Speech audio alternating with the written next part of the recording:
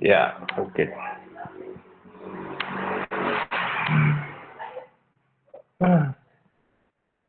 Kita tadi screen dulu.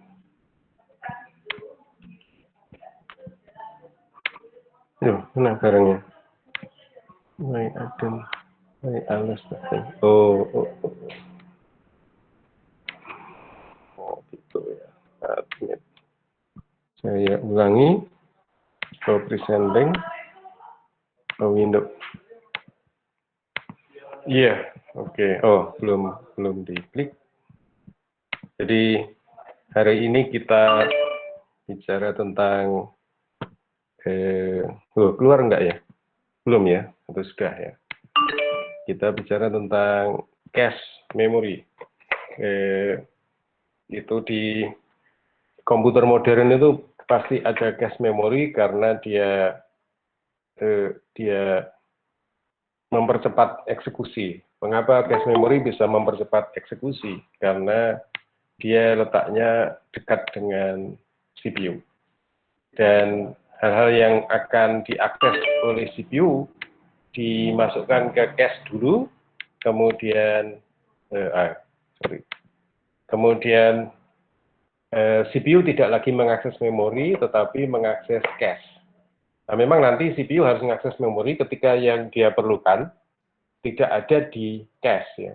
Karena cache itu seperti tas, ya apapun, tas ransel atau apa yang kita bawa ke kampus atau ke kantor, itu isinya barang-barang yang akan kita perlukan selama di kantor ya, atau di kampus.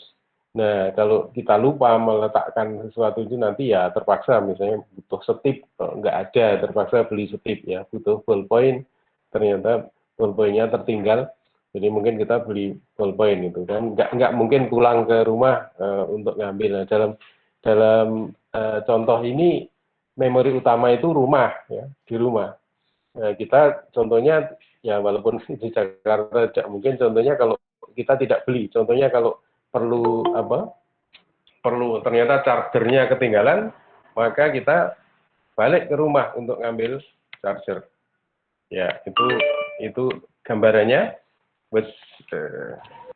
Kita mulai aja ini kuliah, saya ambil dari yang membuat bukunya, saya kira ini ya, di Carnegie Mellon University. Ini Brian dan O'Halloran, ini dua orang yang menulis buku Computer System A Programmer's Perspective. Nanti mungkin bisa saya bagikan juga itu ya kan, yang versi edisi keberapa itu sudah free ya. Ini harus continue scroll kalau di sini. Ya, jadi saya pakai ini saja. Cache itu bekerja berdasarkan apa yang kualitas itu. Di sini ada dua, yaitu temporal dan spasial. Tapi prinsipnya, ada prinsip lokalitas itu didefinisikan sebagai program itu cenderung menggunakan data dan instruksi dengan alamat yang dekat atau sama dengan yang telah diambil, yang barusan diakses ya. Jadi ini, program cenderung ini ngakses ini terus, ngakses terus gitu ya. Artinya ini program yang instruksi atau data yang baru saja diakses itu akan cenderung diakses lagi. Ini disebut temporal locality. Jadi kayak dalam kriminalitas itu mungkin penjahat kambuhan kan. Jadi polisi tahu kalau ada ayam yang hilang, kambing yang hilang, itu dia tahu kira-kira pasti si ini gitu ya. Karena yang ya, biasanya yang kemarin itu melakukan tindak kejahatan ya akan melakukan lagi gitu ya. Ini namanya temporal locality. Jadi items atau data atau instruksi yang baru saja diakses, maka akan mempunyai kebolehjadian yang tinggi untuk diakses lagi. Nah, ini juga mengatakan bahwa program itu kebanyakan adalah loop. Kalau programnya lurus saja, itu nggak begitu gunanya kan, yaitu tugas saja lah gitu. Program yang tugas pertama sebelum mahasiswa mengenal loop ya, for, while, repeat, dan sebagainya. Do while kalau dalam bahasa C, itu mungkin ada program yang tidak pernah berputar, tidak pernah looping, itu ada. Jadi lurus saja ke sana. Tapi pada umumnya kebanyakan program itu akan ada loopingnya. Dan mayoritas dari program itu pasti looping kan, karena itu kalau nggak gitu tidak ada gunanya. Dan Anda ngakses database, misalnya itu kan apa? Mesti with file ini Anda akses apa, gitu kan? Itu sebenarnya muter-muter gitu ya, tidak lurus kan.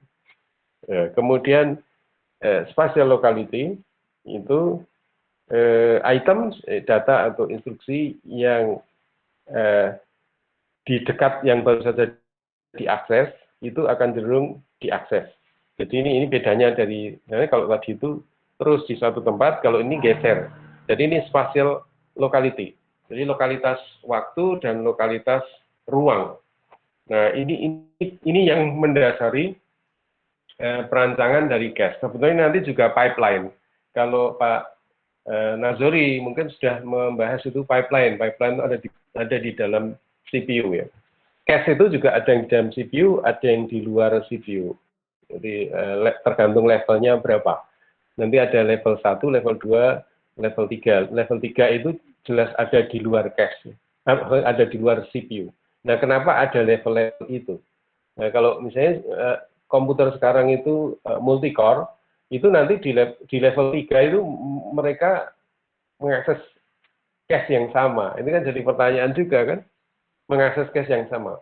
Masing-masing core itu mempunyai cache sendiri di dalam core-nya itu, internal sama core, tapi juga ada cache yang bersama yang diakses oleh banyak core. Nah, ini kalau mengakses banyak ini kan berarti ada antrian kan, ada urutan. Jadi antrian itu memang tidak bisa dihindari ya. Di mana-mana ada antrian. Anda sudah belajar juga di router itu ada antrian paket. Ngantri di situ ya. Makanya dalam pembahasan jaringan komputer itu ada yang namanya teori antrian. Mungkin bukunya Forusan itu lebih kental membahas tentang teori antrian. Kalau Tenenbaum atau Stalling itu mungkin lebih membahas banyak tentang komponen ya. Tetapi prosesnya mungkin kalau Forusan itu model-model antriannya, dan antrian itu ada di mana-mana kan. Antrian ada di mana-mana, Anda di toilet ngantri, di tempat wudhu Anda ngantri, kemudian di airport Anda ngantri, di stasiun kereta Anda ngantri, stasiun bis Anda ngantri, di toko Anda ngantri, di gerbang tol Anda ngantri, di mana saja itu. Makanya teori antrian itu penting sekali untuk dipelajari. Itu tidak hanya di dunia fisik, di dunia cyber pun itu sebetulnya Anda mengantri kan. Ketika mungkin Anda sudah ada PHP programmer ya, PHP MySQL dulu kenal apa ya, saya lupa namanya. Itu bisa dibuat sehingga orang yang mempunyai request itu diantrikan, sehingga dia tidak merasa bahwa permintaannya itu tidak segera dilayani. Dia sudah submit gitu, tapi nanti sebetulnya ngantri kan.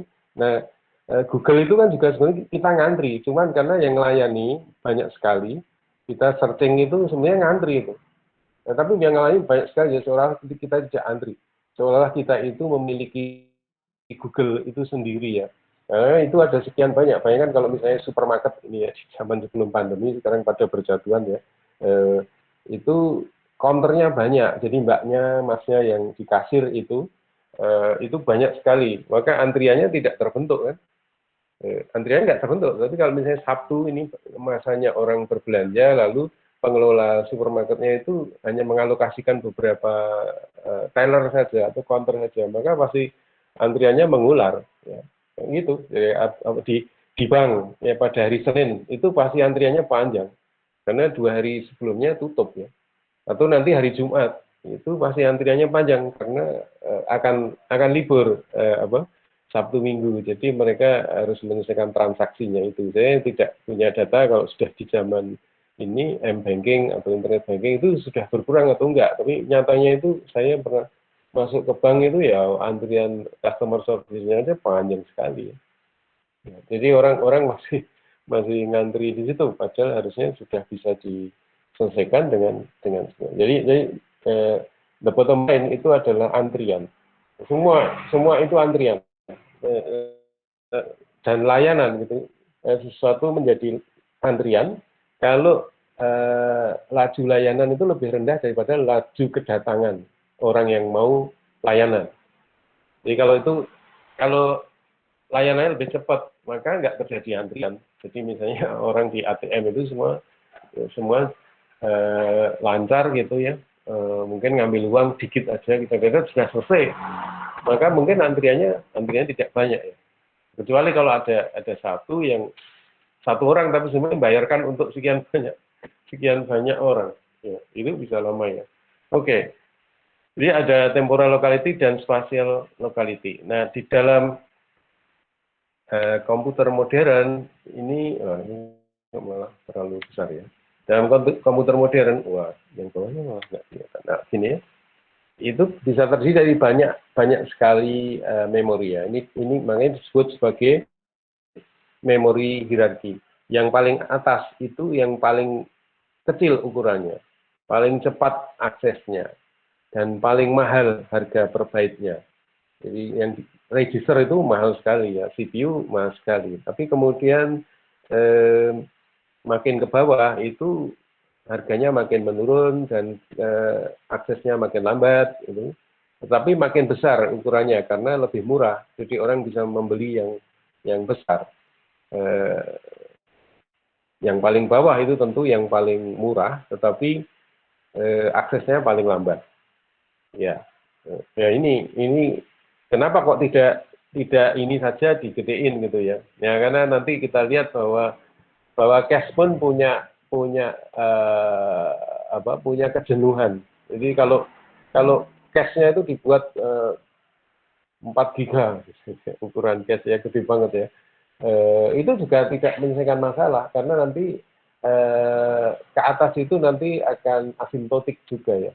Jadi tidak gutuk dalam bahasa Jawanya itu, Anda membeli banyak itu sama aja dengan membeli sedikit. Toh nanti misalnya itu aksesnya sudah mendekati kecepatan 100%, 97 misalnya. Lalu Anda tambah lagi ya 97,1. Tambah lagi 97,2. Jadi itu sudah nggak ada bedanya dengan itu. Artinya tidak gutuk, it's not worth it. Anda mengalokasikan uang lebih banyak, tetapi improvementnya itu terlalu rendah, tidak terasa. Jadi kalau masih kecil, ukurannya masih kecil, Anda menjadikan 2 kali, misalnya dari 1 mega menjadi 2 mega, itu kelihatan sekali peningkatannya. Tapi begitu sudah besar sekali, maka dia menjadi jenuh. Jadi tambahan investasi itu tidak meningkatkan kinerja ya. Ya, ini orang dulu mikir gini, ada L1, ada L2, itu ada di dalam CPU. Ini dalam satu blok ya. Dalam satu blok dengan resistor. Kemudian L3 itu biasanya di luar. Ya, walaupun ini static RAM ya. Static RAM itu volatil sifatnya ya. Dan itu aksesnya lebih cepat daripada dynamic RAM yang main memory ini, main memory. Perbedaannya dynamic RAM itu membutuhkan 2 cycle. Kalau SRAM itu mudahnya 1 cycle karena membaca data dari SRAM itu tidak menghilangkan data. Kalau membaca data dari DRAM, dynamic RAM itu menghilangkan data, sehingga setelah membaca ditulis lagi supaya tidak hilang data. Nah, itu general cache concept ya. Jadi cache itu suatu memori yang ukurannya memang harus kecil. Nggak bisa menyamai memori lah, apa gunanya ada memori kayak gitu. Nah, program itu hanya bisa jalan kalau program itu di-load ke dalam memori. Sampai saat ini kelihatannya belum ada yang langsung dari hard disk. Nggak bisa.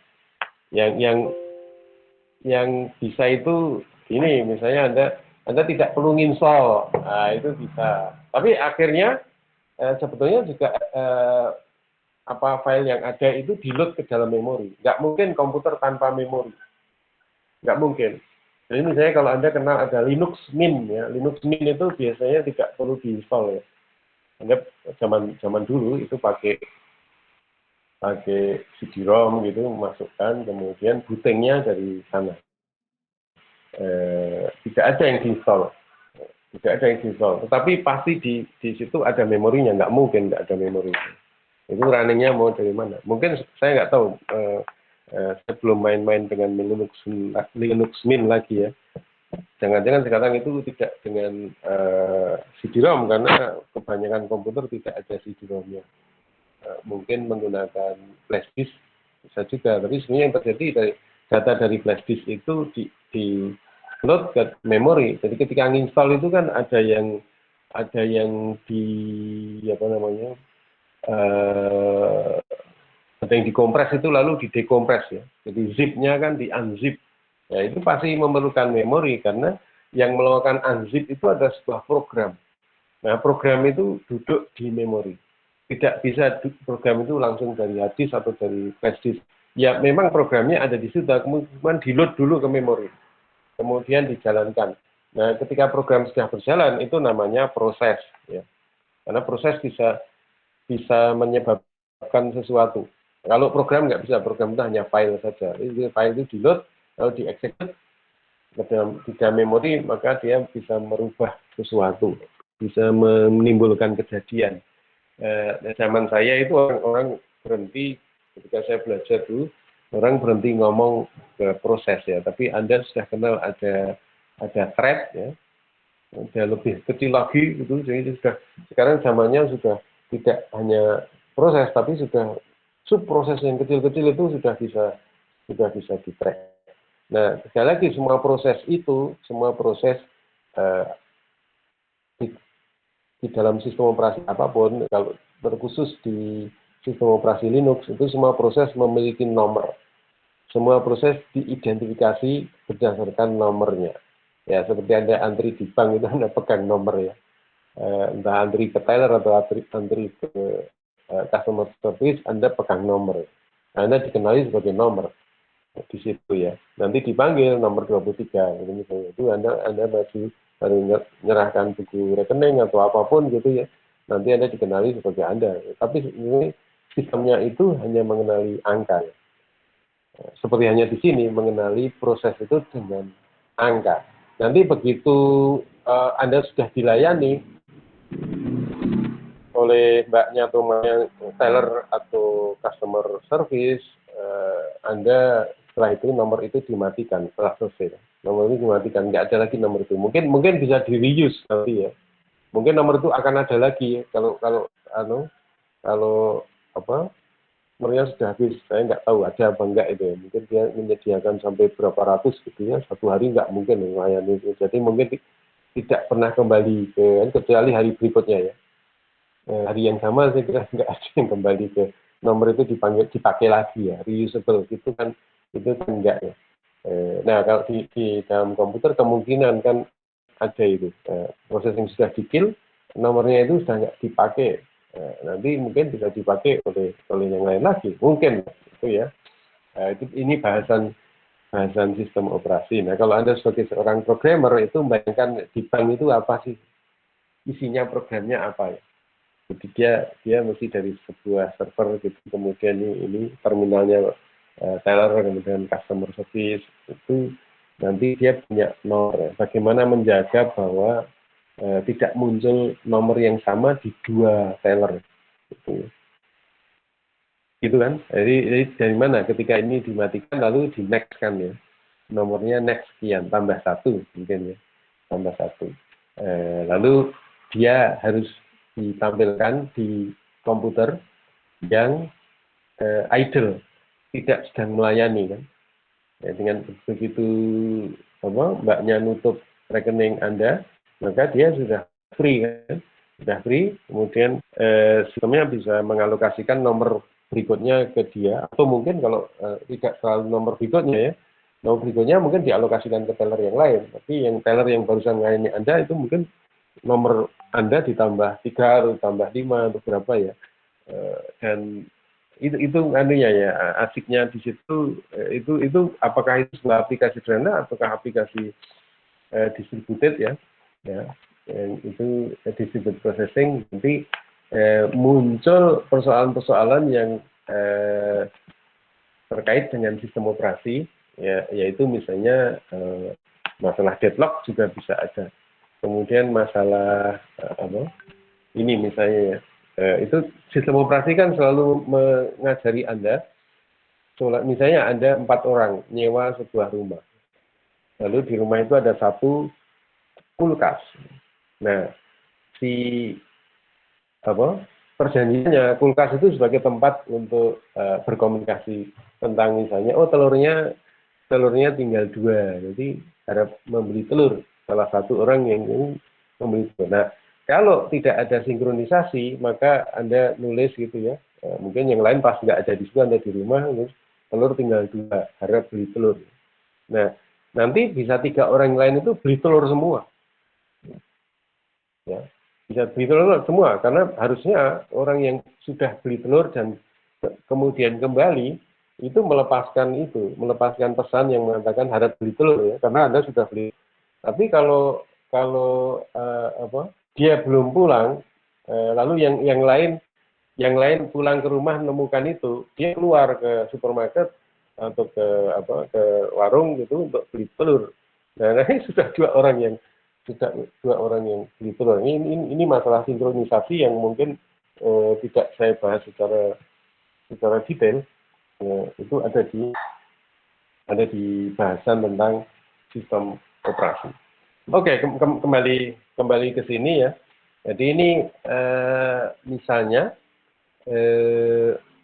isinya 4, 9, 14, 3 ya.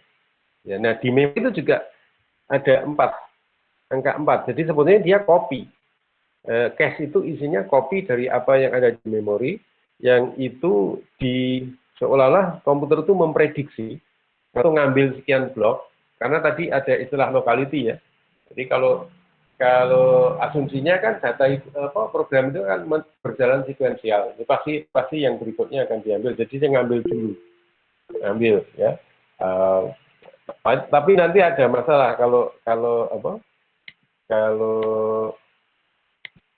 terjadi lompat.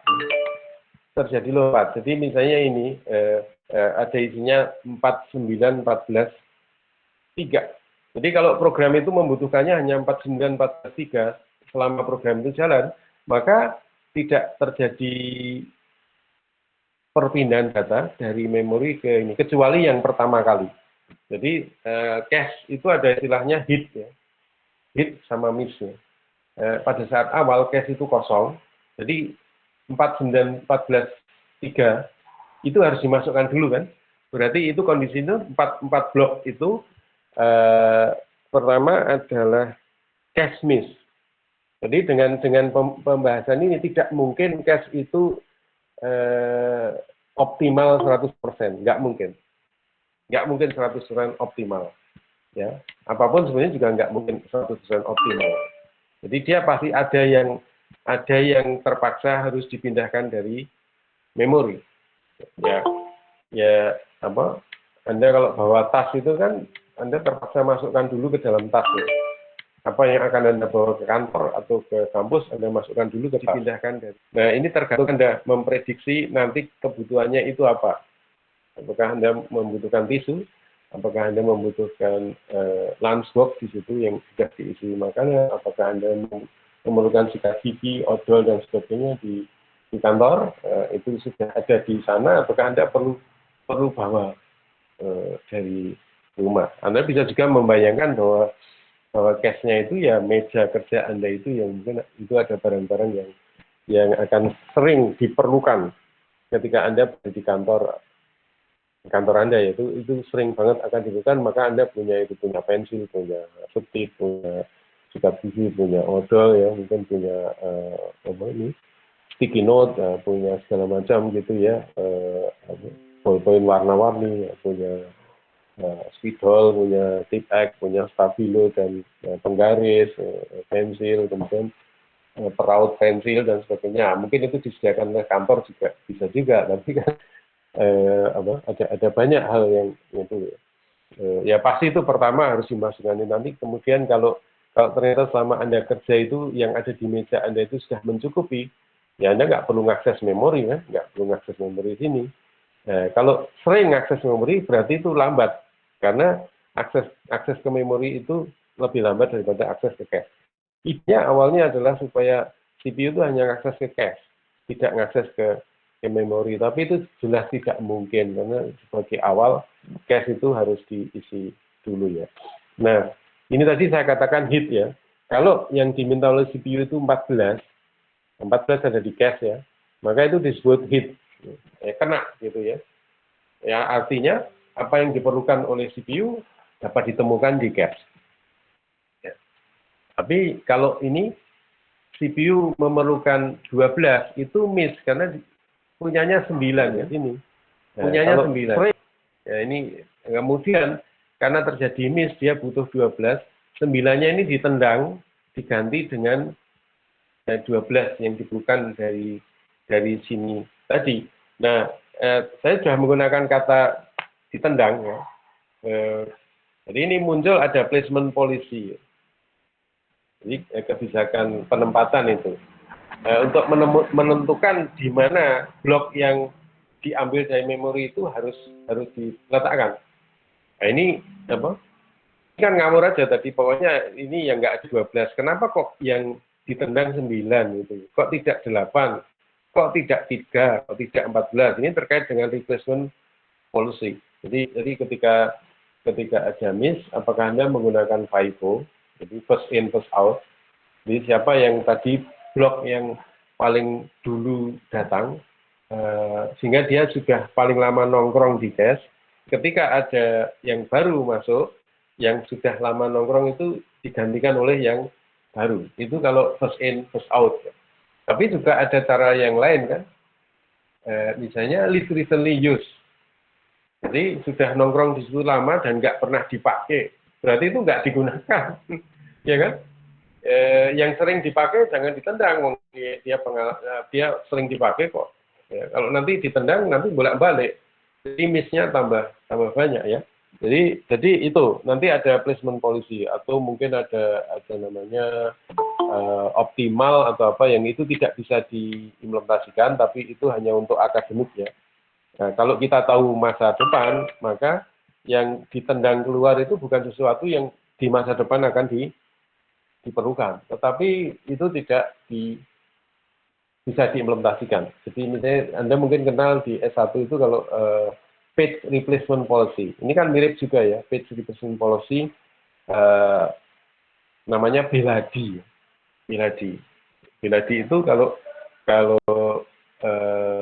kita tahu masa depan. Jadi jangan sampai nanti ke depan itu ada blok yang mau dipakai, jangan sampai blok yang mau dipakai itu ditendang keluar, digantikan dengan yang mau masuk. Yang ditendang keluar dan digantikan oleh yang mau masuk, itu hanya blok yang kedepannya nanti nggak pernah dipakai. Nah, masalahnya kita nggak tahu masa depan. Itu paling optimal sebenarnya. Jadi pendekatannya hanya FIFO atau first come first serve atau least recently used. Jadi blok yang paling sedikit digunakan. Kalau ternyata misalnya ada di meja Anda itu ternyata Anda bukan perokok ya, tapi ada asbak. Ini kan nggak mungkin dipakai. Jadi asbaknya disingkirkan karena Anda tidak merokok. Atau Anda tidak suka minum kopi, tapi di situ disediakan ada coffee machine di meja Anda, kan itu nggak ada gunanya itu ya. Jadi itu yang diganti. Kemudian placement dan replacement itu saya omongkan mana yang diganti, mana yang ditendang keluar. Kemudian di mana itu ditempatkan. Kemudian, jadi konsep dalam cache, nanti Anda juga akan tahu bahwa cloud computing atau kemudian IoT dan sebagainya ternyata juga membutuhkan apa yang namanya cache. Anda kenal juga kan di istilah ini dipakai juga di dalam web access ya. Anda punya cache itu yang baru saja diakses, mungkin beberapa link yang baru saja diakses itu tidak dibuang sampai Anda merefresh history Anda ya. Itu kan semacam cache ya. Nanti cache itu disimpan. Jadi ketika cache di web itu ada, Anda ngeklik bisa, walaupun Anda tidak connect internet karena barangnya itu disimpan di dalam cache di dalam komputer Anda. Itu untuk memudahkan aja. Kadang-kadang kan ya ini cara orang kerja. Kenapa itu disediakan cache di situ supaya nanti kalau Anda melihat lagi itu tidak perlu connect ke internet. Ya itu ada 3 call compulsory tadi yang saya sebutkan tadi. Jadi pada awalnya cache itu kosong. Kemudian kan harus memindahkan data dari memori menuju ke cache supaya nanti bisa diakses oleh CPU. Yaitu ini namanya cold miss atau compulsory miss. Kemudian yang kedua itu capacity miss. Capacity tadi misalnya dibutuhkan 12. Kemudian kenapa yang ditendang itu 9? Karena tempatnya sudah penuh semua. Isinya hanya 4 dan Anda butuh 1.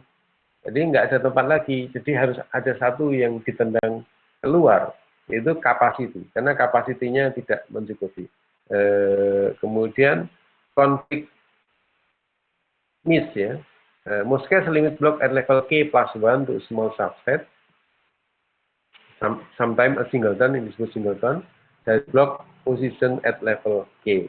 Dan ini conflict miss itu seperti halnya capacity miss, cuman jadi di level yang berbeda ya. Tadi ada level 0, level 1, level 2, level 3. Level 0 itu disebut register. Yang itu bagian selalu ada di dalam CPU. Level 1 belum tentu ada, karena ada CPU yang tidak punya cache. Level 2 belum ada, level 3 belum ada. Tapi umumnya komputer modern itu sekarang pasti disertai dengan cache, karena itu salah satu cara untuk mempercepat komputer. Mempercepat eksekusi komputer salah satunya menggunakan cache. Karena apa? Dengan berkembangnya teknologi, gap antara kecepatan memori dengan kecepatan CPU itu makin jauh ya. CPU-nya cepat, tapi teknologi pembuatan memori tidak bisa menyamai kecepatan CPU. Jadi kalau memorinya lambat, CPU-nya cepat. Nah, itu yang disebut dengan memori bottleneck. Memori bottleneck ya, leher botol memori, karena memori sangat lambat. Makin ke sana makin jauh, karena orang mau makin waktunya ke depan, itu makin jauh gap-nya ya. Memorinya ya naik juga kecepatannya, tapi naiknya kecepatan CPU makin tinggi. Jadi jarak gap antara kecepatan CPU dengan kecepatan memori makin membesar. Dan itu salah satu caranya apa? Di bridging, ada penjembatan itu, ditutup gap-nya itu dengan menggunakan cache. Jadi CPU tidak lagi mengakses memori, tapi mengakses cache. Ini sehingga gap-nya menjadi lebih sempit, tidak selebar itu ya. Mungkin ada gambar nanti di belakangnya, tapi nanti aja ya. Jadi ini yang bisa digambarkan, yaitu di sini ada cache memory, ini di dalam CPU ya. Ini gambarnya hanya di dalam CPU, sebenarnya di luar itu juga ada ya. Kemudian di sini register file, lalu ALU itu kan arithmetic logic unit, jadi dia yang melakukan plus minus, kali bagi, kemudian geser, kemudian macam-macam ya operasi yang dilakukan. Kemudian operasi ini membutuhkan data-data yang ada di register. Kemudian hasilnya mungkin dikembalikan ke register juga. Nah, register itu membaca dari cache memory. Di sini tentu ada bus interface. Kenapa perlu ada bus interface? Karena teknologinya bisa saja berbeda ya. Misalnya menyeimbangkan tegangan. Ya. Menyeimbangkan tegangan itu ada bus ya. Jadi seperti menyeimbangkan kecepatan juga gitu. Seperti manusia ya. Manusia itu kalau jalan sendiri-sendiri, berjalan kaki sendiri-sendiri, kecepatannya pasti beda-beda. Yang sudah sepuh mungkin lambat ya, mungkin bahkan ada yang perlu pakai tongkat, tapi yang muda jalannya cepat. Nah, tapi dengan naik bis, kecepatannya jadi sama. dengan orang tua dan anak muda itu sama-sama naik bis. Bis itu jalannya sama. Menyamakan itu. Nggak peduli yang penumpangnya itu kalau jalan kaki jalan cepat atau jalan. Dengan melewati bus interface itu jadi seragam. Sehingga perbedaan kecepatan itu bisa dijembatani. Nggak ada data yang hilang karena ini di sini ada buffernya juga. Yang lambat itu di buffer, yang cepat juga perlu di buffer karena kalau yang proses itu tidak secepat yang ngirim, ya kiriman ini hilang kan, ini banter gitu, ngirimnya banter, lalu CPU yang memproses itu lebih lambat. Jadi itu pasti harus ada di buffer ini supaya CPU sempat memproses semuanya, ya kan?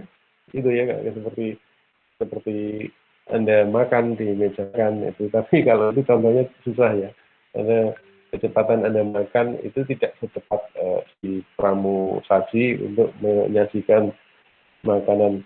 Jadi ya, numpuk nanti di mejanya ya. Anda gitu, Anda agak secepat itu makannya ya.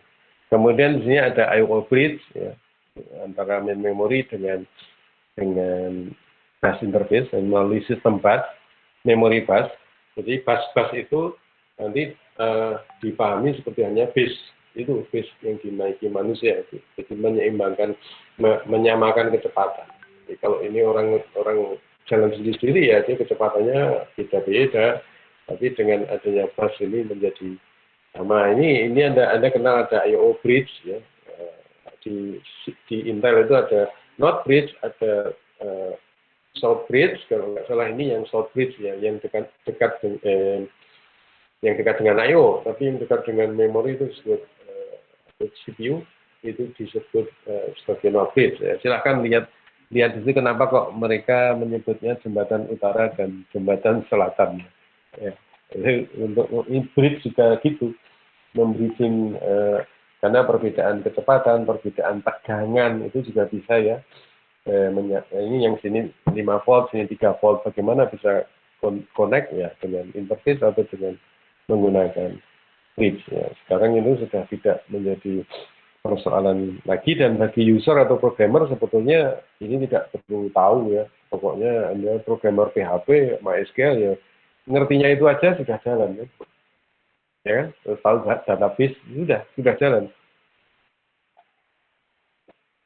Karena ini semua sudah diabstraksikan sehingga penggunaan komputer itu tidak perlu tahu yang sampai sedetail ini. Tapi seorang komputer scientist ya perlu tahu kayak gini, karena nanti ada hal yang ketika Anda harus mengoptimasikan PHP Anda ini perlu tahu arsitekturnya dari komputer Anda ya. Bagaimana kok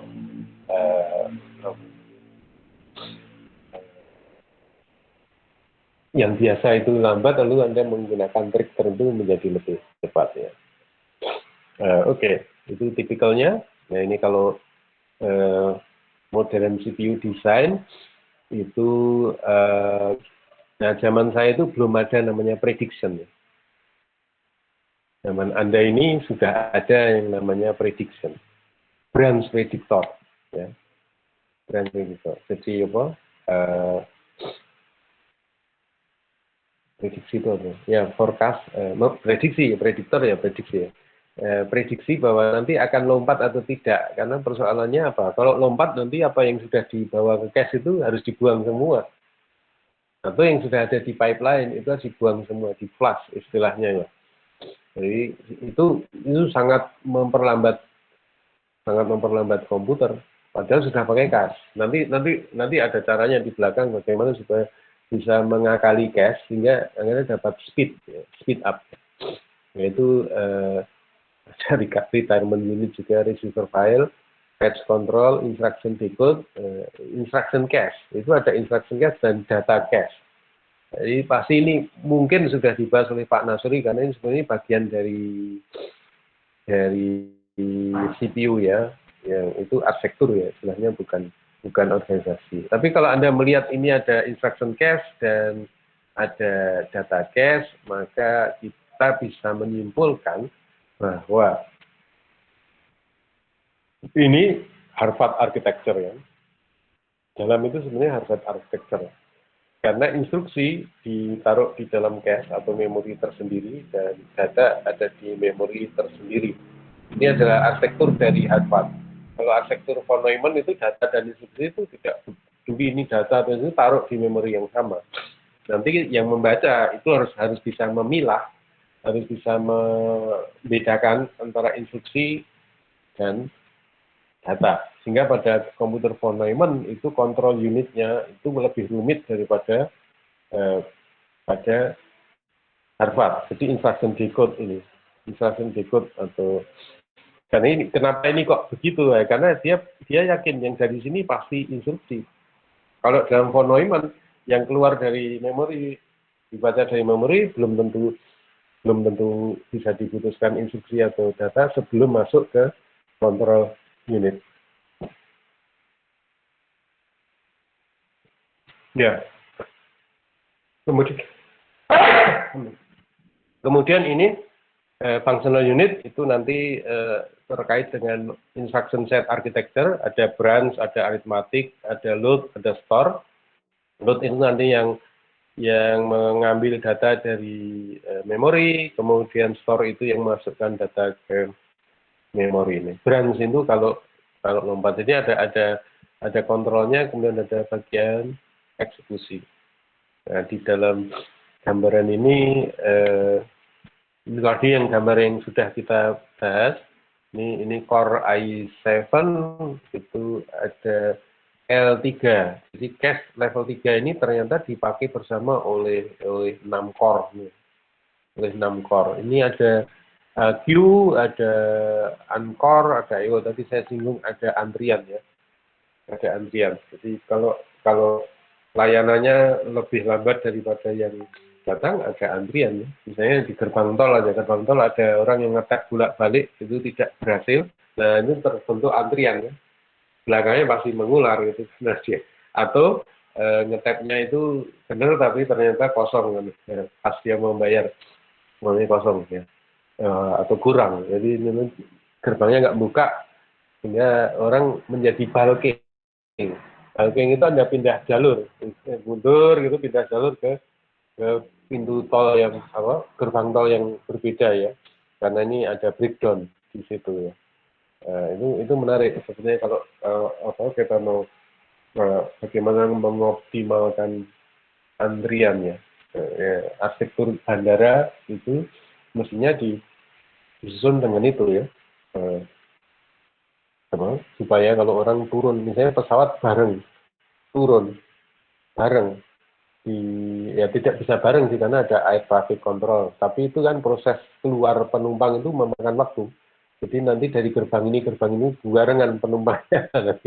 nanti ketemu ya di jalan itu ketemu banyak sekali ya. Itu sudah diatur oleh ATC, bahkan gedungnya sudah diatur semua sehingga antrian itu tidak terbentuk ya, dalam kondisi apapun. Nanti pasti itu toiletnya juga antriannya panjang gitu kan. Kalau disediakan toilet yang banyak mungkin bisa mengurangi antrian di situ ya. Kemudian ini AMD, jadi kalau i7 ini kan Intel ya, AMD ini Nehalem ya. Ini juga set L3 cache, ini juga ada Q-nya. Nah ini tadi yang saya katakan ini North Bridge ya, jembatan utara ya.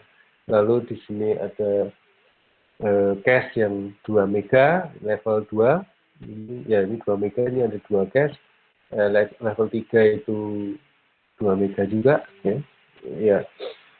Kemudian ya 2 mega juga ini ya. Ini gambaran dari baik Intel maupun AMD ini karena ini pesaing satu sama lain walaupun sekarang Intel itu sudah bisa dipandang sebagai pecundang ya, ya saat ini ya. Kemudian ini ada L1 itu 32 KB untuk instruksi dan 32 KB data. Jadi ini di level 1 ini Harvard arsitekturnya. Ini Intel Sandy Bridge ya. Kemudian L2 256 KB ini memori yang von Neumann ini. Kemudian L3 20 mega. byte ya, 3 sampai 5. Ini monument. Jadi ketika di luar itu tidak dibedakan antara data dan instruksi. Tapi kemudian ketika masuk level 1 itu data dan instruksi dipisahkan. Berarti kan ada blok di dalam hardware-nya itu yang memisahkan data dan instruksi. Ya, jadi dia menerjemahkan dari format instruksinya, oh ini instruksi, ini data gitu, lalu dipisahkan ke sana. Dengan cara itu kemungkinan akan lebih cepat penerjemahan instruksi daripada kalau diterjemahkan pada saat habis dibaca. Ini kan sudah dipilah, sebelum dieksekusi itu sudah dipilah dulu mana yang data, mana yang instruksi. Itu saya yakin akan lebih cepat daripada kalau milahnya itu memisahkan antara data dan instruksi pada saat eksekusi. Ya, ya ini cache itu diorganisasikan seperti ini. Jadi ada set, ya, kemudian line itu kenapa pakai simbol E karena pakai E ini jadi line, kemudian B itu block, ya. Jadi ini cache itu terdiri dari 2 pangkat S set. Dan tiap-tiap set itu mengandung, ini satu baris itu satu set ya. Ini mengandung sekian atau 2 pangkat E line. Ya, ini line. Masing-masing kotak ini disebut line. Nanti di dalam line-nya ini, dalam satu line ini, nanti ada satu bit yang mengatakan valid bit. Kalau dia bitnya itu isinya 1, maka data yang ada di sini itu valid. Tapi kalau isinya 0, data yang ada di sini tidak valid. Jadi saya kira ini perlu dipahami bahwa memori itu nggak bisa tidak berisi. Ya. Pasti memori berisi data.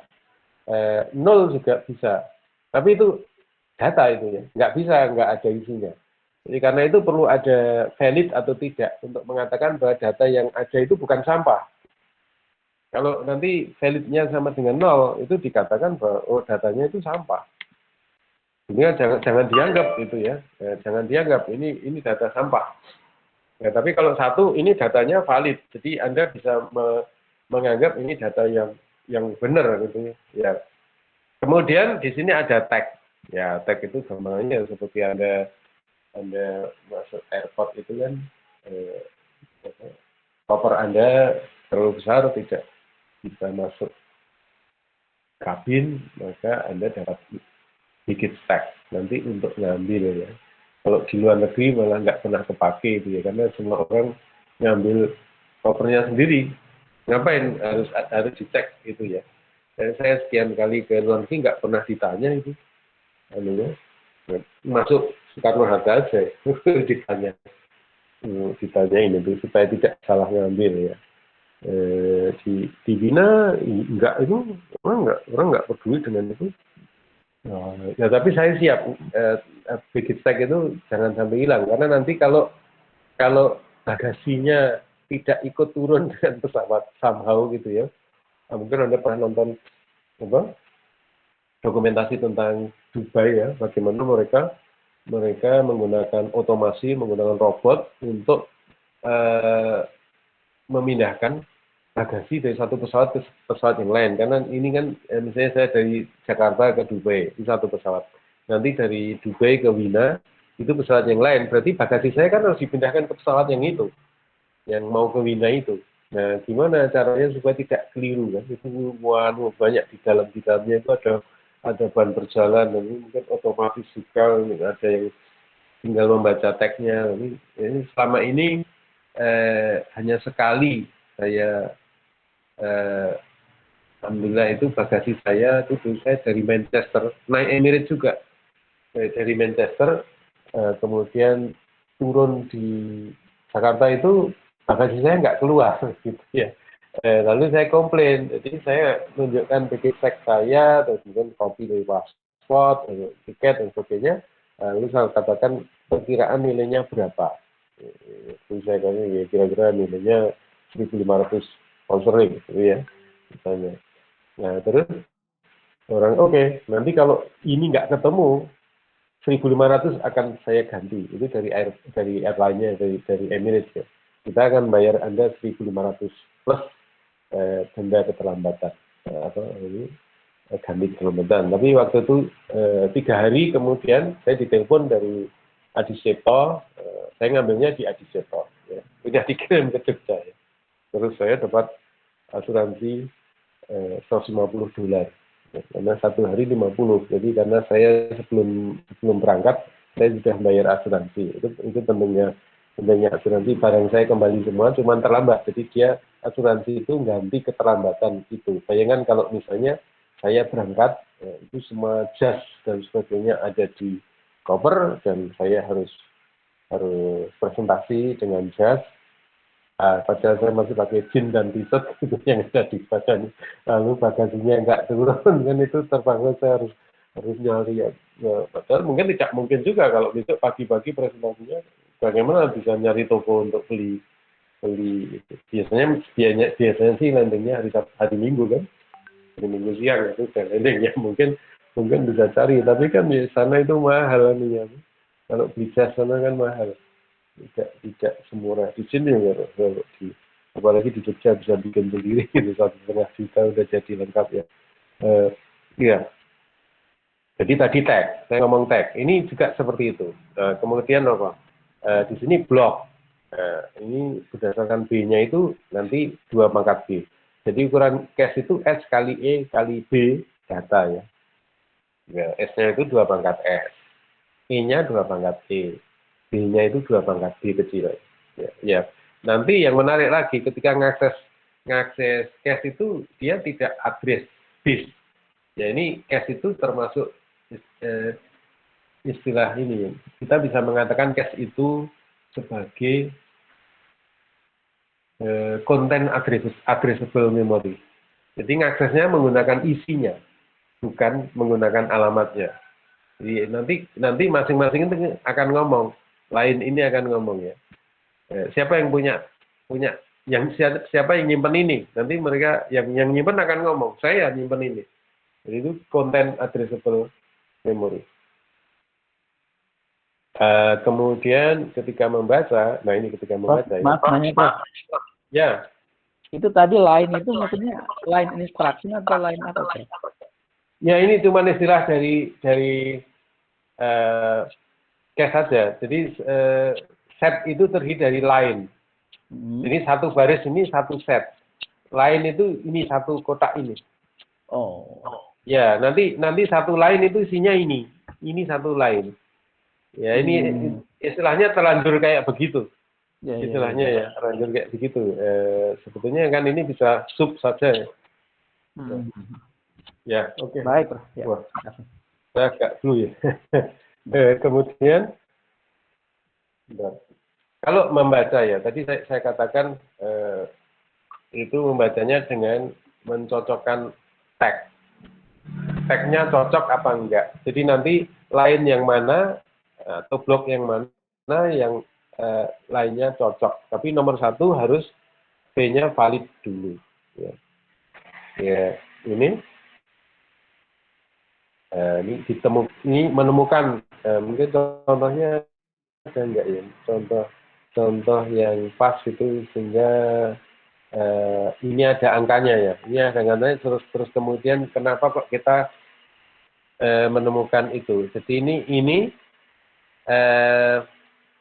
tag itu harus cocok ya, tagnya harus cocok dengan yang ada di sini. Kalau ini misalnya 101 gitu ya, di sini tagnya juga harus 101, baru nanti dia diambil datanya. Kemudian sbit ini mengatakan ini, kenapa kok muncul dari, kenapa blok? Nah, kalau bloknya 10 berarti nanti yang diambil yang 2 ini ya. Kemudian S itu ngambil dari ini, ngambil dari set yang keberapa. Kemudian ini tagnya harus cocok, dari salah satu line ini nanti akan ada tag yang cocok. Dan seterusnya. Nah, yang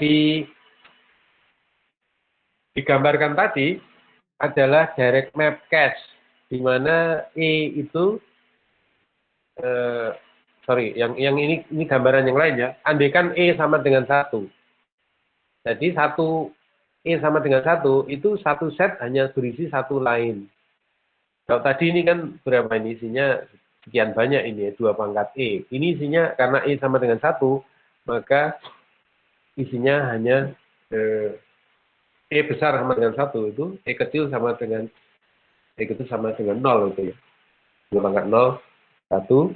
Akhirnya ini direct map itu one line per set, kemudian block size misalnya 8. Nanti kalau ngakses ya ini, tag-nya T bit ini harus sama dengan tag yang ada di sini. Nanti yang ngacung adalah yang ini yang sama, kemudian ini memberikan nomor setnya, kemudian ini memberikan nomor bloknya, yang milih blok di sini. Ya, itu ya. Oh, ini gambar yang ini ya. Itu. Ya, oke. Kalau misalnya tag-nya tidak cocok, maka itu terjadi miss ya. Dan code line is affected and replaced. Ini diganti. Kemudian, nah, misalnya ini apa ini? Ini sebuah program dan sebetulnya kalau kita mau di dalam Linux itu ada, bentar, istirahat dulu ya.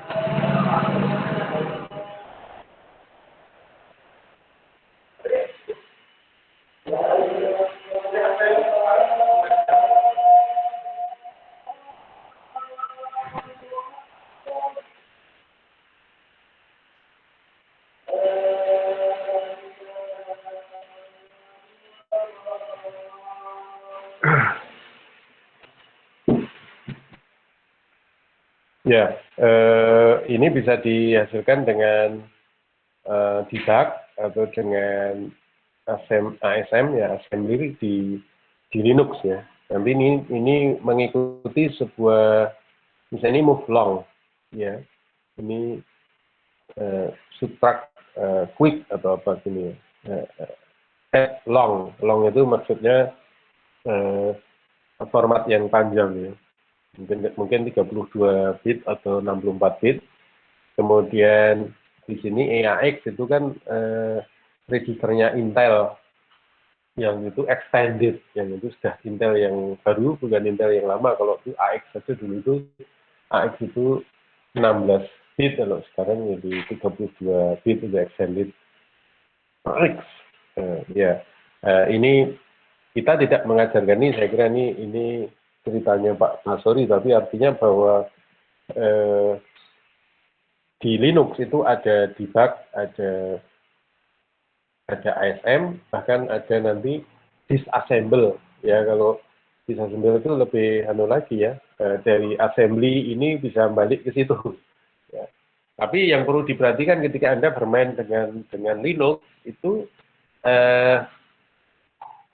Intel itu biasanya Intel itu ya, kalau ini misalnya add 2 dengan EAX ini itu harusnya kalau dalam Intel itu add EAX 2. Jadi 2-nya itu ditambahkan ke situ. Tapi kenapa begini? Karena ya memang Unix, dulu Unix itu kan tidak untuk Intel. Umumnya misalnya di Sunspark itu pakai Motorola 68000 ya. Berkeley System 5 misalnya, itu yang saya pakai ketika saya melakukan S3 ya, tahun 91 sampai 95 itu menggunakan itu. Nah, dalam Motorola itu memang ini, Motorola itu dari sini ke sini. Dari sini ke sini. Tetapi kalau Intel itu dari sini ke sini. Jadi kalau Anda melihat ini nanti agak aneh gitu, karena CPU-nya Intel, tetapi assembly-nya itu seolah-olah dia adalah Motorola. Jadi itu. Dan nanti mungkin perlu ada dipahami lagi bahwa karena Intel itu little endian, sementara Motorola itu big endian. Maaf.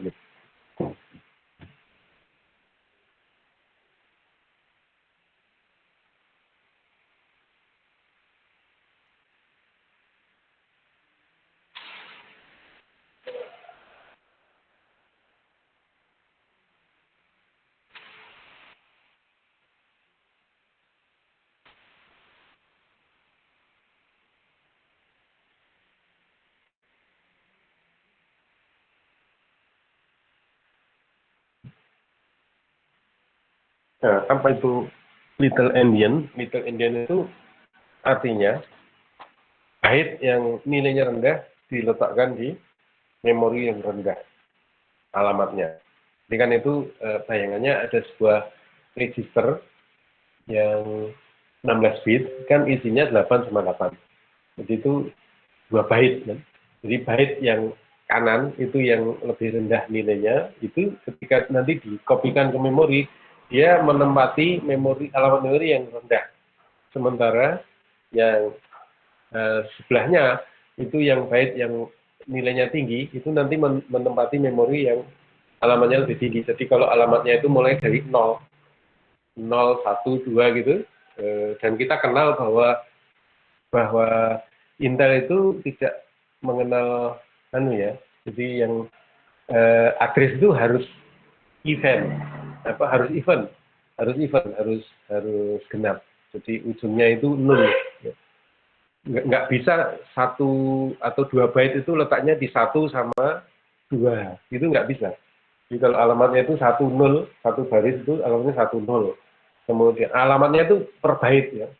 Per byte. Jadi 10, bawahnya lagi menjadi 32 gitu ya. Itu nggak bisa 16 bit itu dipotong dan 1 diletakkan di alamat 1, lagi di alamat 2, itu nggak bisa. Jadi bisanya hanya alamat 0 dan 1, alamat 2 dan 3, alamat 4 dan 5, dan seterusnya. Jadi nanti kalau misalnya ada dua itu, bait yang lebih rendah nilainya ada di alamat 0. Bait yang lebih tinggi nilainya ada di alamat 1. Nah, kalau Motorola kebalikannya. Motorola kebalikannya, itu disebut big endian. Jadi kalau Motorola itu bait yang nilainya rendah, itu diletakkan di alamat yang tinggi. Bait yang nilainya tinggi ditempatkan di alamat rendah. Ini sak maunya engineer-nya yang ngerancang kan. Jadi nanti kalau Intel berkomunikasi dengan Motorola itu timbul masalah karena peletakan di memorinya itu berbeda. Makanya dalam Java itu Anda kenal ada apa itu serialisasi atau apa, extended format. Jadi sebelum berkomunikasi itu dibuat format standar. Format standar. Jadi nanti kalau dia format standar itu kalau nanti dikirim ke Intel, letaknya Intel Endian. Kemudian dikirim ke Motorola, letaknya di Motorola nanti Big Endian. Dengan cara itu interoperabilitasnya itu bisa dicapai. Nah, ini hanya untuk menjelaskan bahwa di situ ada ini nggak perlu kita bahas ya. Saya akan lompat ke sini saja ya. Nanti balik lagi ke sini ke itu. Ini saya ke bawah. Yang ini menarik ya. Ke bawah mana?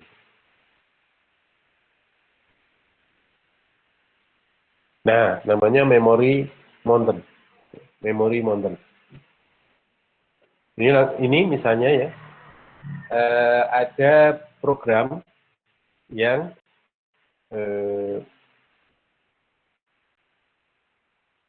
nanti bisa Anda coba ya. Bisa Anda coba ya. Itu untuk ngetes ya.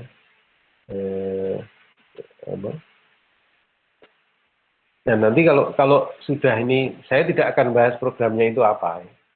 Artinya bahwa program ini bisa dikompil, kemudian Anda running, dan nanti hasil dari yang ditampilkan oleh ini nanti harus dilihat lengkapnya ya. Harus dilihat lengkapnya. Ini belum lengkap programnya ya. Atau saya akan lihatkan yang satu lagi yang mungkin presentasi dia 2011 ya. Presentasi dia 2011 itu mungkin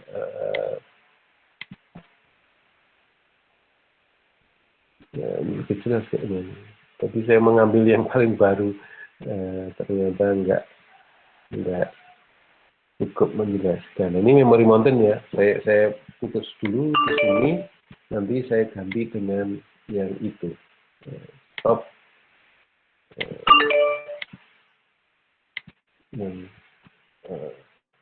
Loh, kok nggak mau? Why, what happened?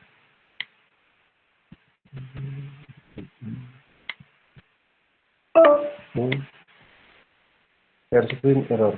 Nah, Windows ya. Nah ini ya. Nah ini saya sharekan. Ya, iya saja. Oke, udah, maksudnya udah. Jadi ini program yang lain lagi ya, yang beda dengan tadi. Tapi Anda bisa download atau nanti saya sharekan juga program Mountain namanya. Ini ada tes. Kalau tadi tesnya beda, tapi ini ada tes yang lain ya. Kemudian menghasilkan seperti ini.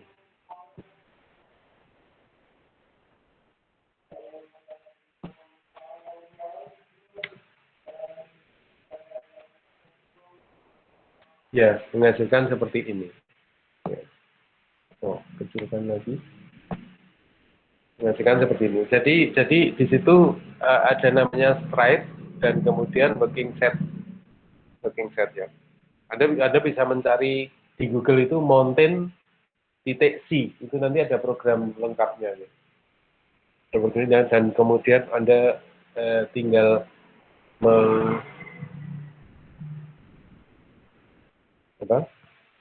tinggal menjalankan, kemudian nanti ada angka-angka dalam tabel, dan dengan tabel itu kemudian Anda ekspor ke Excel, kemudian ini adalah tampilan dari Excel.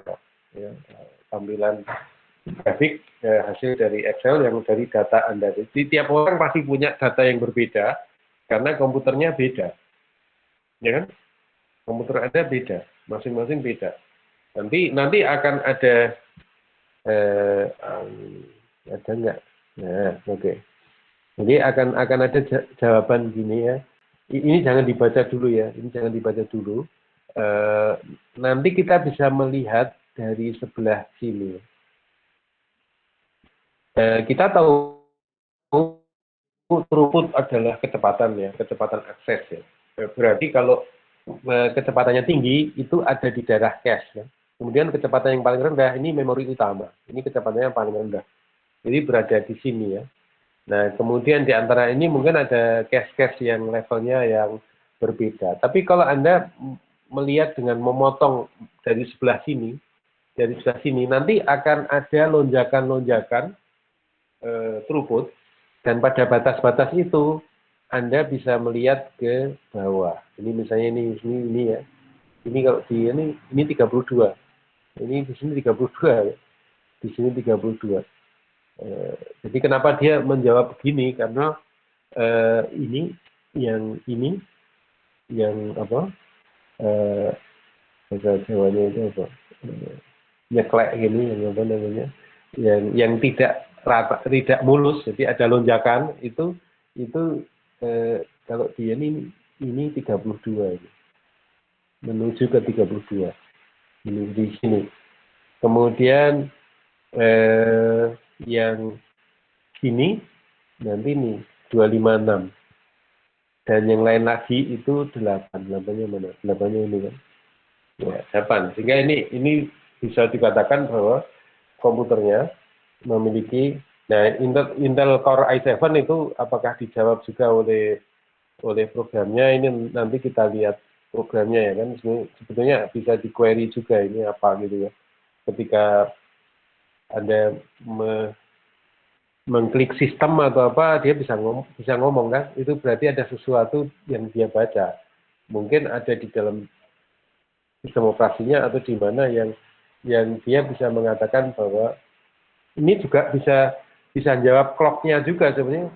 Sebetulnya itu bisa jawab clock-nya juga. Artinya ini jalan di frekuensi berapa itu juga bisa jawab. Cuman ini karena kita tertarik pada cache-nya, maka yang dijawab ya hanya cache-nya saja. Kemudian ini menjelaskan saja ya, ini menjelaskan bahwa di sini slope of spatial locality. Slope itu gradien, kemiringan. Itu slope ya. Jadi ini menunjukkan spatial locality, kalau di sini menunjukkan temporal locality. Jadi ini tadi saya katakan ini L1 itu 32. Ya, yang berubahnya ini. Ada perubahan ini 32. Jadi kalau ada perubahan throughput itu berarti dia pindah dari satu level ke level yang berbeda. Apalagi perubahannya itu drastis gitu ya. Drastis gitu ya, bahasa Jawanya nyeklek gitu ya. Itu drastis, itu berarti dia sedang berpindah, dan yang pas perpindahan itu adalah ukuran cache di level itu. Jadi ini ada L1, L2, L3, memori, dan seterusnya. Nah, kemudian ini silahkan dicoba, nanti jadi tugas ya, individu saja atau terserah kalau nanti mau dipresentasikan apa yang Anda coba dengan ini, baik programnya pakai ini ataupun yang tadi.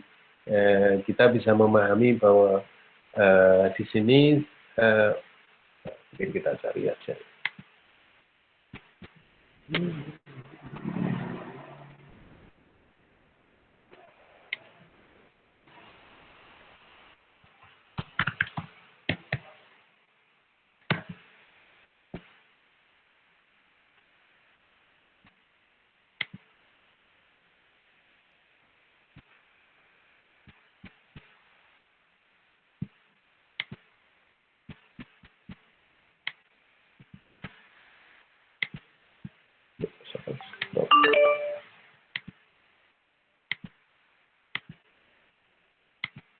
Entire.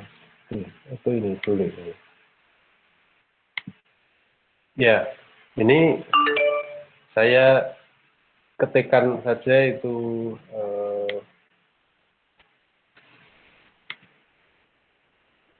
mountain.c di kotaknya Google, lalu keluar alamat ini ya, alamat yang ada di sini ini yang saya klik ya. Ini program utamanya itu seperti biasa itu bahasa C itu menggunakan include file itu header file yaitu standar library standar I/O untuk input output, kemudian ada include file yang tidak pakai itu artinya input filenya ada di tempat direktori yang sama ya. Path-nya itu sama, kalau yang sana path-nya ditemukan menggunakan definisi path ya. Nggak tahu letaknya di mana, tapi definisi path itu artinya direktori yang menyimpan standar lib sama standar I/O. Kemudian orang ini membuat f62.h dan clock.h. Kemudian minimum byte didefinisikan sebagai angka 1 digeser ke kiri 10 bit. Ya. 1 digeser 10 bit itu artinya ya 128. Ya, 128 atau berapa? 1 digeser 10 itu ya 1 kilo ya, 1 kilo ya. Karena 2 pangkat 10 itu. Jadi mengalihkan angka 1 dengan 2 pangkat 10. Jadi artinya ya 2 pangkat 10 atau itu 1 kilo. Kalau menggeser angka 1 atau bit 1 digeser 27 ke kiri, itu artinya dikalikan dengan 2 pangkat 27. 2 pangkat 27 itu ya 2 pangkat 7 mega, atau 128 megabyte. Kemudian max stride itu 32, stride itu 2, stride itu lompatnya. Jadi kalau tadi di cache itu ada 4 kotak, kalau Anda melompat 2, itu kan masih berada di dalam cache ya. Tapi kalau Anda melompat 4, itu bisa sudah keluar dari cache. Jadi pas keluar dari cache nanti throughput-nya akan turun. Karena Anda menemukan harus mengakses memori ya. Nah, kemudian ini ada beberapa deklarasi dari fungsi, yaitu init, kemudian test, run. Kemudian di sini sebenarnya ini hanya ngirim data ke memori dan kemudian baca lagi. Cuman itu aja, ngirim dan baca. Dan kemudian nanti dari ini kan printf ini ada, jadi nanti akan langsung ketemu data yang menjadikan memori mountain tadi ya. Grafik tadi kan disebut memori mountain karena bentuknya kayak gunung ya. Sebenarnya kayak gunung maka disebut memori mountain ya. Saya kagumnya dengan penulisnya ini kok ya punya ide untuk melakukan ini. Dia yang pertama kali punya ide untuk bisa mengukur cache itu menggunakan program seperti ini. Idenya kan cuma lempar data ke sana terus dibaca lagi. Dan kemudian lompat-lompat tadi itu stride tadi. Jadi kalau ada stride-nya nanti sudah menjadi besar, mungkin dia keluar dari cache dan itu menurunkan throughput. Kalau masih di dalam cache berarti dia dapat hit. Kalau sudah keluar dari cache dia akan dapat miss. Kemudian dia juga bisa ini kan clock-nya itu ya.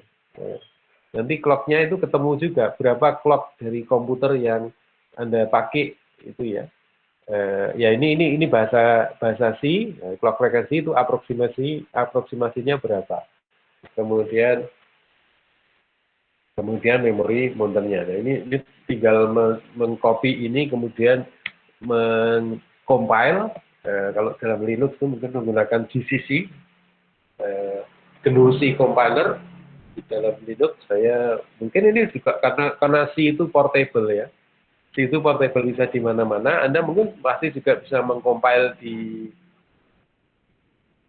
Windows. Saya nggak tahu kan, saya orang tua itu saya pakainya command line kalau di Linux ya. Mungkin kalau di sekarang mungkin Anda bisa pakai Visual Studio di Windows atau apa ya. Mungkin ROS itu juga bisa kan. ROS itu bisa ini semacam semacam visual studio ya. Ya itu nanti Anda bisa menemukan itu ya. Ya ini tadi saya hanya ngeklik ini ya, mountain.c, lalu saya menemukan ini yang di Carnegie Mellon University ini, CSCMU. Dan karena apa? Karena si penciptanya itu, penulis bukunya itu profesor di Carnegie Mellon. Ada enggak ini dulu saya kasih tugas mahasiswa ilmu komputer tahun berapa itu ya, mestinya ada ya somewhere memori mountain, tapi tidak langsung ketemu ya, memori mountain. Sudah ada laporan tugas ya, ada, saya kira itu bisa diakses. Wah, ini Margani ini mestinya ada ya, tapi nggak tahu, itu sudah lama sekali saya ngajarnya, itu sudah tahun laporan BTS ya, nggak tahu, saya ada mestinya somewhere itu ada. Ini saya belum ngajar ini International University Program, ini saya pakai bahasa Inggris ya. Itu yang Anda bisa nyari, mountain.c itu langsung compile, saya serahkan kepada Anda pakai apa compilernya dan platformnya di komputer yang mana. Wah, saya molor terus ya. Tapi nanti Anda akan memperoleh seperti ini. Kenapa saya harus stop terus ya?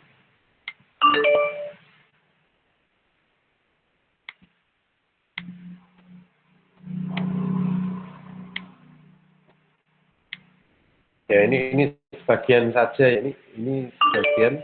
Oh, ini yang baru. Yang baru yang tahun 2020 ini si penciptanya merubah sedikit ya.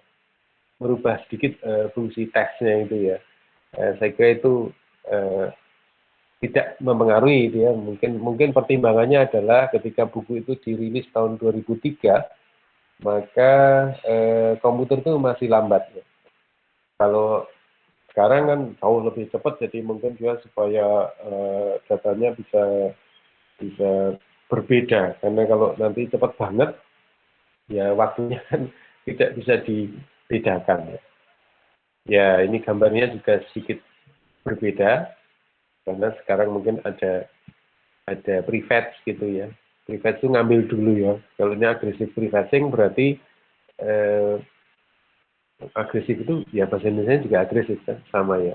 Tapi ini range of temporal locality tetap sama, slope of solid locality tetap sama. Jadi yang throughputnya paling tinggi itu level 1, yang throughputnya agak rendah level 2, throughputnya lebih rendah level 3, yang paling rendah adalah pasti memori, karena memori yang paling lambat. Lalu itu Core i7 Haswell, dia bisa menjawab 2,1 GHz, kemudian 32, 256, 8 mega, dan dia juga bisa menjawab ukuran bloknya itu berapa.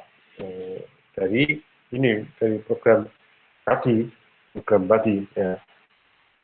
Nah, ini saya silakan Anda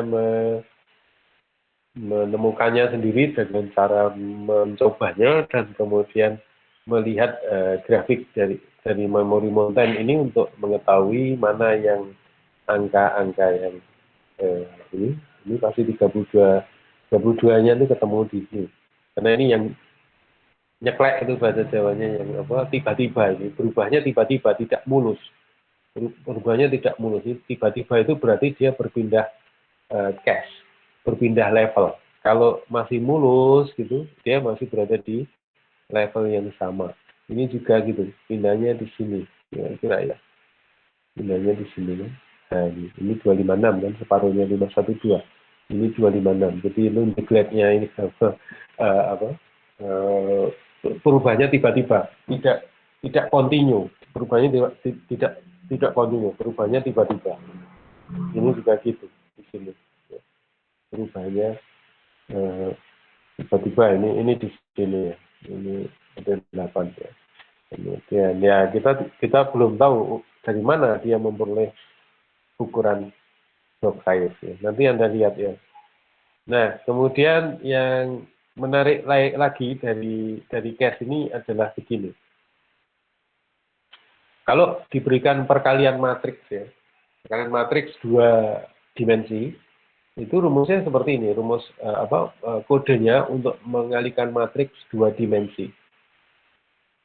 Di loopnya ada 3 tumpuk ya, K yang ada di bagian dalam, kemudian di luarnya ada J, paling luar ada I, dan itu kita gerakkan dari semuanya.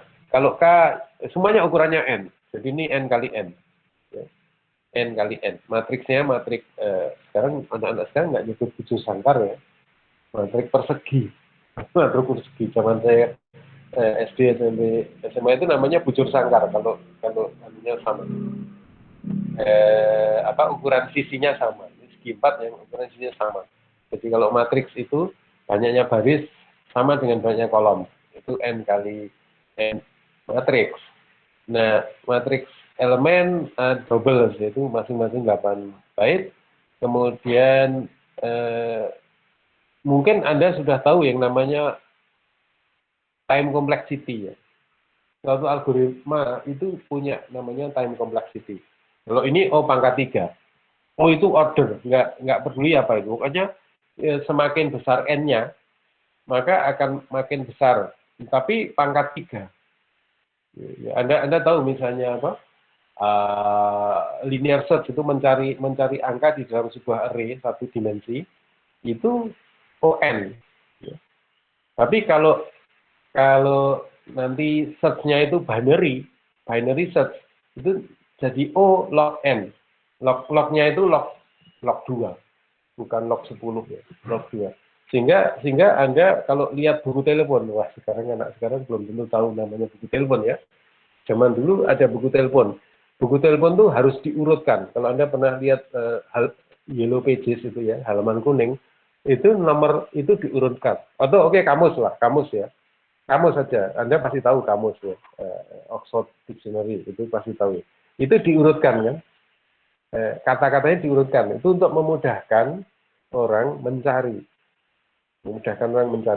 Nah, pencarian di dalam sesuatu yang sudah diurutkan itu namanya binary search. Jadi kalau kebablasan, Anda mundur. Ya, kalau misalnya Anda mencari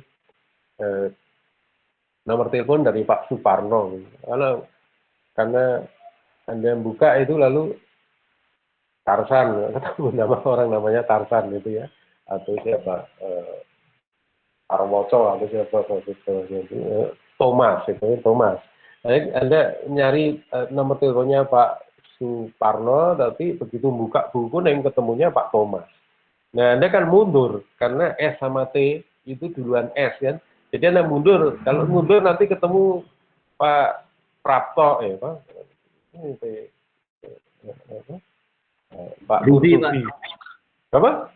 Rudi ya, Pak Rudi kebablasan lagi. Anda maju lagi kan sampai ketemu Suparno. Itu namanya binary search. Jadi itu kalau dihitung itu O log N, bukan ON. Tapi kalau Anda nyarinya urut dari depan gitu ya, satu halaman, itu linear search. Dan itu Anda mencari kata-kata di dalam kamus tidak gitu. Kalau kamusnya fisik ya, Anda nggak gitu, nyarinya tuh bukanya cepat gitu ya.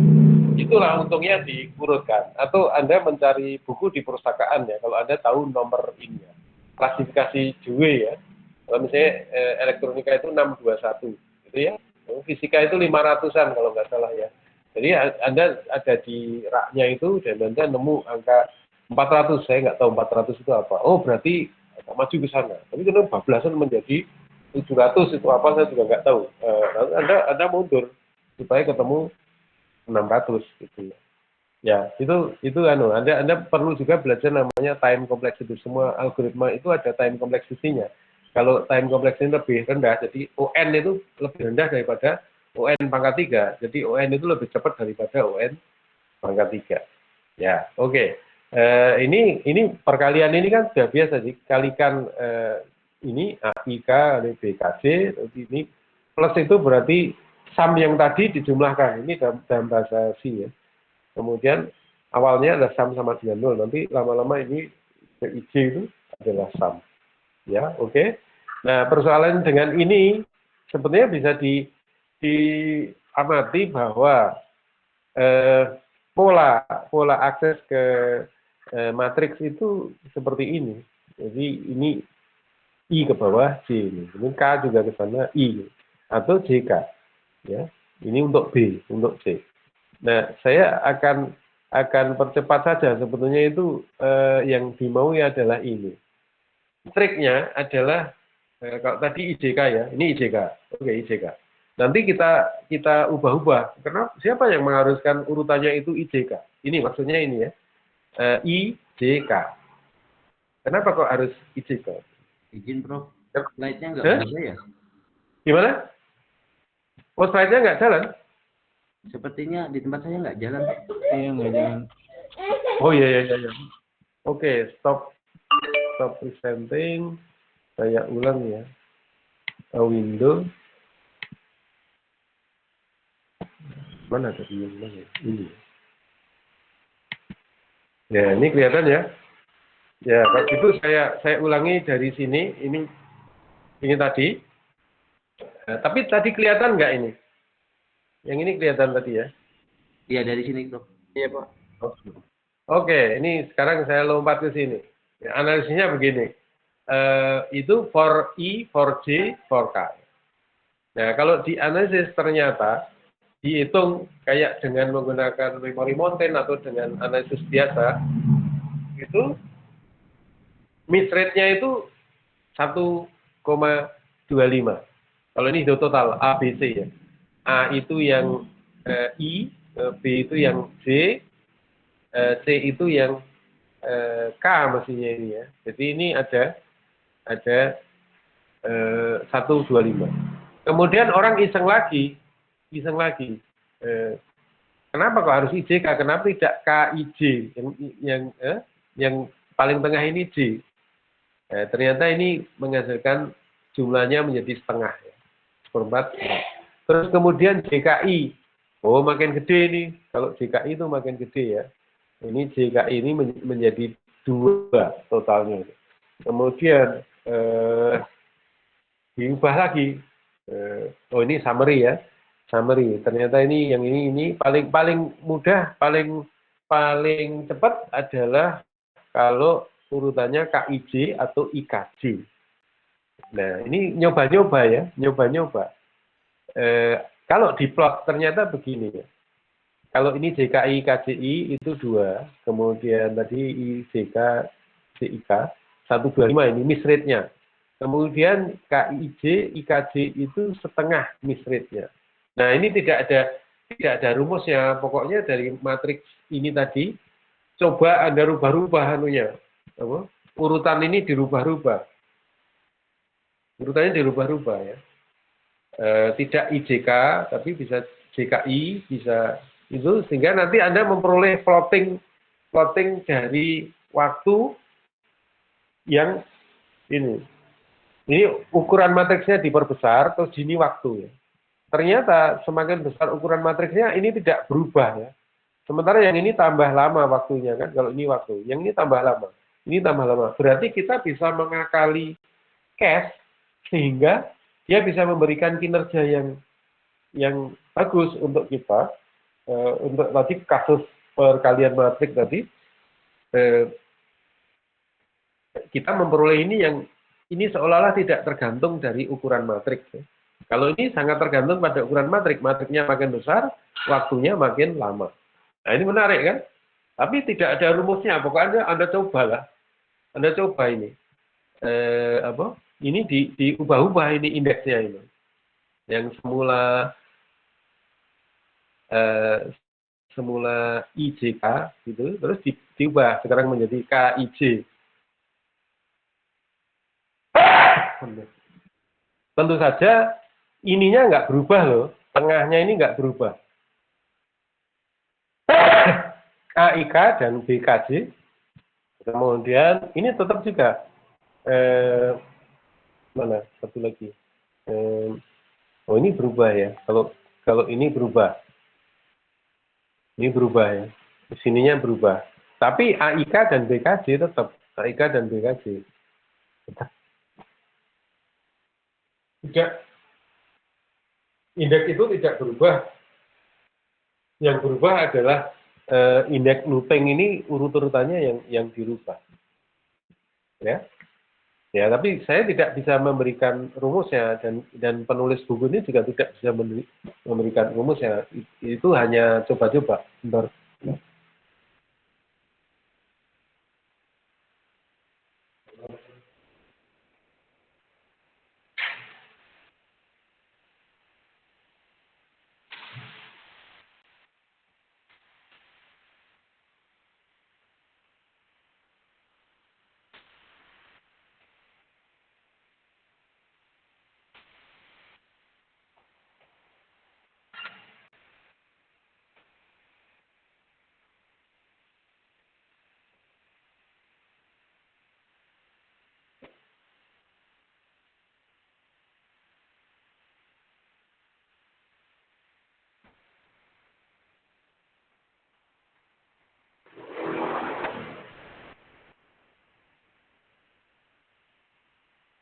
Ya, oke.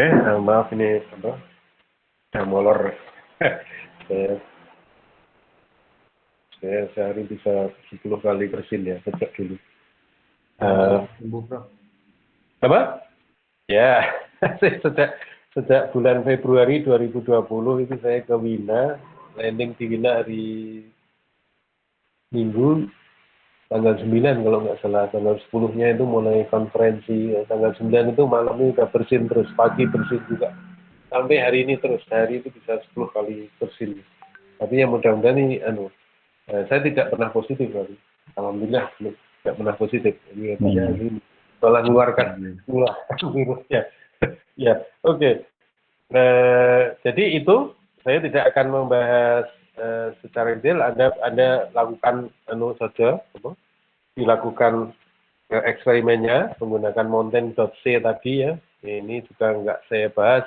Saya cukup membahas yang itu saja. Ya ini sorry tadi ini yang saya cari ya. Setelah Anda dapat memori mountain ini, sebetulnya Anda bisa motong ya. Ini dilihat dari sebelah sini. Ini bisa motong ini.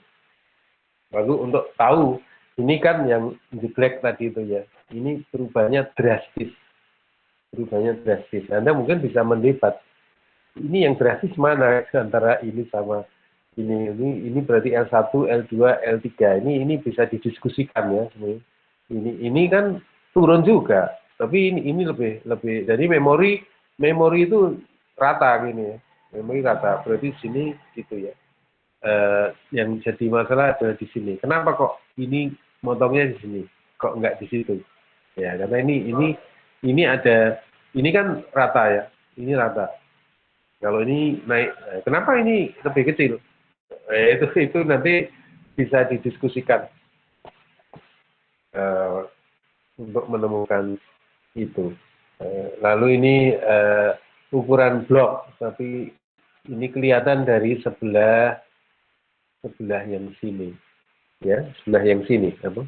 Dari sebelah sini, ini bisa kelihatan pengaruh ukuran bloknya ya. Jadi ini menunjukkan ini ada miss rate-nya S/8, kemudian miss rate-nya 1. Ini yang diukur ya. Ini yang diukur. Ya, sehingga orang bisa membuat kira-kira rumusnya adalah ini 10 pangkat 6 dibagi 8 kali waktu, kali stride ditambah 24,3. Ini rumus empirik ya. Yang itu diperoleh dari fitting, saya kira ini diperoleh dari fitting, tidak dari. Kemudian ini juga begitu. Kalau nggak ada prefetch, bentuknya kayak gini. Nanti mungkin yang Anda peroleh bisa bentuknya beda-beda dan lucu-lucu gitu ya.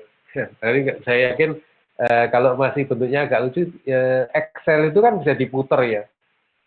Tampilan dari grafik yang dihasilkan dengan Excel itu sebenarnya bisa diputar, bisa dilihat dari sini atau ini sehingga bentuknya nanti lebih manis bentuknya ya. Ya, oke, itu yang saya ingin kemukakan. Silahkan ditelusuri sendiri karena ini kuliah S2 ya, bukan kuliah S1 apalagi D3 ya. Jadi saya hanya men-trigger bahwa ini ada sesuatu yang menarik di sini. Silahkan Anda explore sendiri. Nanti ini saya share filenya. Ada baik yang seperti ini, 11 case sama yang 6 ya. Ini yang terakhir tadi namanya cache friendly code. Jadi bagaimana Anda menulis code yang mengoptimalkan cache yang ada sehingga Anda memperoleh kecepatan eksekusi dari program yang Anda buat. Ini hebat sekali, kalau ini jarang sekali ya.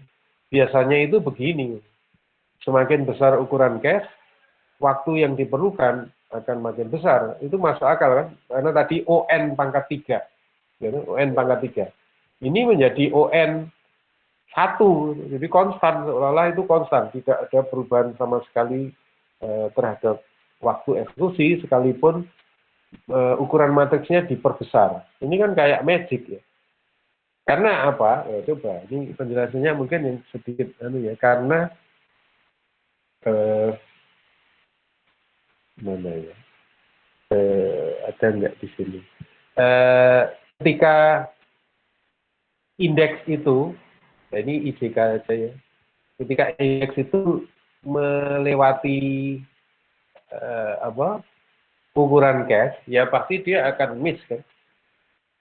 Pasti akan miss. Dan kita pernah sebutkan juga di kuliah pertama, walaupun gambarnya nanti saya buatkan ya. Jadi dari matriks kan 2 dimensi. Sementara memori atau cache itu 1 dimensi. Nah, bagaimana peletakan matriks itu ke dalam memori itu juga penting. Mempengaruhi juga itu, karena itu nanti apakah row major atau column major. Kalau row major itu baris dulu ditaruh di memori. Kalau column major itu mengikuti kolom dulu. Nanti saya tunjukkan saya share di WA group mana yang column major sama yang row major ya. Sehingga kalau itu dibalik, ini kan merubah itu. Ini tuh merubah column major menjadi row major. Sehingga mana yang cocok itu nanti yang memberikan ini. Memberikan ini. Ini tergantung kan ya. Ini yang memberikan ini. Ini kan kita semua orang pasti lebih suka ini. Jadi seolah-olah waktu itu tidak tergantung pada ukuran dari matriks. Matriks mau segede apapun, waktu ini kan cocok misalnya untuk aplikasinya BMKG. Gini BMKG itu ya. Misalnya Pulau Jawa, ini kan dipotong menjadi matriks. Kotak-kotak. Makin kecil kotaknya, itu nanti matriksnya makin gede kan? Untuk meramalkan cuaca ya. Jadi bayangkan kalau ini Anda belum pernah masuk Ciledug ya berarti ya. Kalau ini semester 1 kan. Jadi kalau makin teliti, mungkin di daerah Ciledug itu UBL sama seberangnya diramalkan UBL hujan, sebelahnya yang apartemen atau hotel itu yang seberang jalan itu diramalkan tidak hujan, saking telitinya. Tapi kalau akan teliti sekali, itu matriksnya akan gede banget. Lain dengan kalau misalnya satu kota itu kecamatan apa? Ciledug itu kecamatan Ciledug. Itu matriksnya makin kecil. Kalau misalnya nggak gitu, Jakarta Barat gitu, matriksnya makin kecil kan? Gede banget soalnya. Tapi pasti ada salah di situ, karena apa? Jakarta Barat itu besar, jadi bisa aja satu daerah di dalam Jakarta Barat itu hujan, yang lainnya tidak. Jadi itu ukuran matriksnya akan lebih baik besar. Nah kalau besar, waktu yang diperlukan untuk meramal cuaca kan jadi lama. Jadi lama. Nah, nanti ramalan cuaca untuk 2 hari ke depan itu ketemunya 2 minggu lagi. Nah itu nggak ada gunanya kan? Nggak ada gunanya. Jadi kalau pakai kayak ini kan cepat ini. Ini cepat, mau ukurannya gede, ukurannya kecil, itu membutuhkan waktu yang sama. Sehingga harapannya ramalan cuaca untuk 2 hari ke depan itu dapatnya nanti sore gitu. Paling tidak gitu ya. Nah, kalau ini ya dapatnya 2 minggu lagi atau malah bulan depan ini kalau mau teliti ya. Jadi apa?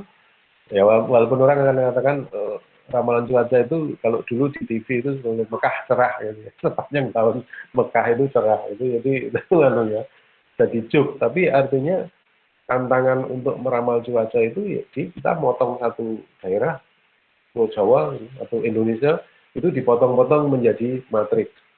Makin kecil potongannya, matriksnya makin gede. Dan itu menyebabkan ya kalau algoritmanya bisa dibuat kayak gini kan bagus sekali. Matriksnya gede banget sehingga teliti sekali sampai apa? Bahkan ketelitian itu sampai Monas saja, Monas dipotong menjadi beberapa kotak sehingga pojokan sana hujan, pojokan situ enggak gitu misalnya. Itu teliti sekali, itu waktunya pendek, jadi tidak menjadi masalah. Oke, itu saja saya kira kita akhiri ya. Ini nanti saya share ke grup untuk Anda bisa mencoba dan minggu depan mungkin mulai ada yang cerita, grup yang mulai cerita. Saya belum dapat pembagian grupnya ya. Tadi sudah ada yang submit walaupun sederhana ya. Harapan saya itu ya sama dengan yang mencoba yang saya share itu sirkuit digitalnya. Ini ada Amiruddin Padam itu sudah ngirim ya. Saya apresiasi ngirimnya. Yang dia kirimkan adalah rangkaian 1 bit, ya, ini nggak apa-apa. Tapi sebenarnya harapan saya itu yang itu dicoba ini terus ada rangkaian sekuensial. Ini kayaknya dia menggunakan Logisim kalau nggak salah. Ya, oke. Itu nanti Pak Ibnu tolong di potret ya daftar hadirnya ya. Untuk nanti dilaporkan ke akademik. Ya, teman-teman, nyalain kameranya nih. Melek.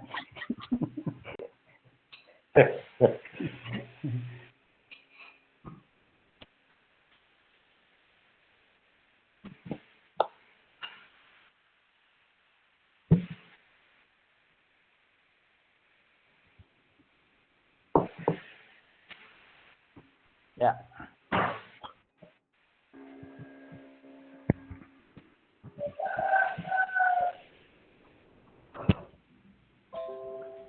Sudah sih, Prof. Sudah saya foto. Sudah ya? Oke, kalau begitu kita akhiri sampai jumpa pekan depan. Assalamualaikum warahmatullahi wabarakatuh. Terima kasih, Prof. Prof. Sehat-sehat semua. Eh. Sehat-sehat semua.